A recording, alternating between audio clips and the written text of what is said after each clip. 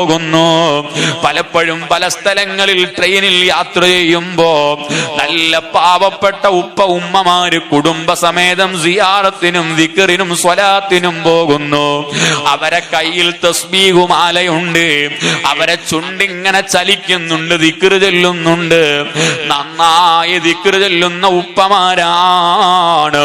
പക്ഷേ നിസ്കരിച്ചോന്ന് ചോദിച്ചാൽ അവര് പറയും എല്ലാം കൂടെ ഞങ്ങൾ അവിടെ എത്തിയിട്ടങ്ങ് നിസ്കരിക്കലാണ് പോൽ.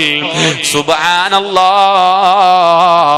അങ്ങനെ നിസ്കാരം കളാക്കിയിട്ട് പിന്നെ എന്തു സിയാറത്താണ്, പിന്നെ എന്ത് ദിക്റിന് പോക്കാണ്, പിന്നെ എന്തിന് സ്വലാത്തിന് പോകലാണ്.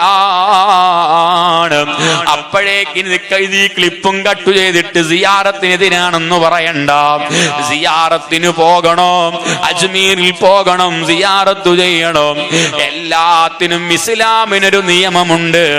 എങ്ങനെയാണ് യാത്രക്കാരൻ വുളൂ ചെയ്യേണ്ടത്, അവൻ എങ്ങനെയാണ് ഫർള് നിസ്കരിക്കേണ്ടത്, അവൻ എങ്ങനെയാണ് ജമ്മും കസ്റുമാക്കേണ്ടത്, ഏതൊക്കെ നിസ്കാരമാണ് മടക്കി നിസ്കരിക്കേണ്ടത്, എങ്ങനെയാണ് യാത്രക്കാരൻ ഫർള് നിർവഹിക്കേണ്ടത്, ഇതെല്ലാം പഠിച്ചേ പോകാവൂ. ചില അമീറന്മാർ ഇത് പറയാറില്ല പോൽ. കാരണം അടുത്ത സിയാറത്തിന് ആളെ കിട്ടൂല എന്ന ഭയമാണ്. സുബ്ഹാനല്ലാഹ്. ഇങ്ങനെ മതത്തെ വിറ്റുകൊണ്ടല്ല ജീവിക്കേണ്ടത്.